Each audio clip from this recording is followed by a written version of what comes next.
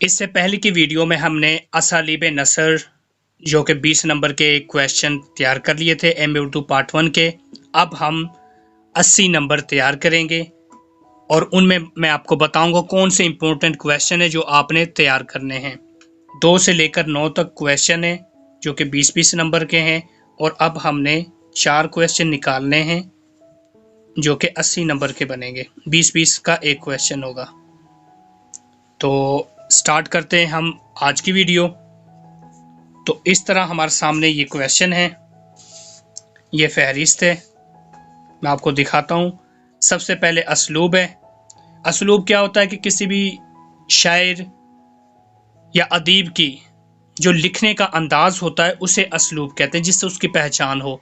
मैं आपके सामने अल्लामा इकबाल का नाम लूँगा तो आपके सामने फ़ौरन शाहीन का तस्वर आ जाएगा, फ़लसफ़ा खुदी का आ जाएगा। मैं दर्द की बात करूँ तो मीर तकी मीर का आ जाएगा। तो इस तरह जिस बंदे की जिस चीज़ से पहचान हो वो उसका असलूब है।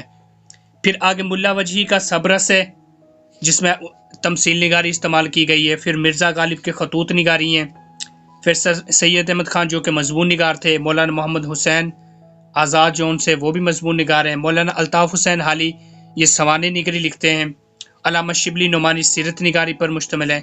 और हिस्सा बे आ जाता है फिर, और हिस्सा बे में क्या जी, अबुल कलाम आज़ाद हैं जिन्होंने गुबारे खातिर लिखा। फ़रहतुल्लाह बैग हैं, मौलवी अब्दुल हक है, इब्न इंशा वज़ीर आगा है और मुश्ताक अहमद यूसुफ़ी है।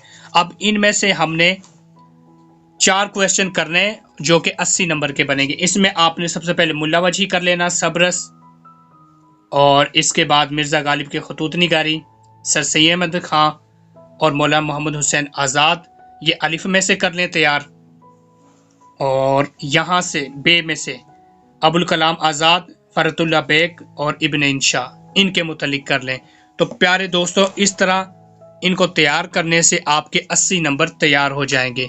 उम्मीद है कि आपको आज की ये वीडियो पसंद आई होगी। अगर आप चैनल पर नए हैं तो चैनल को सब्सक्राइब ज़रूर करें ताकि मेरी हर नई वीडियो आपको बआसानी मिल सके।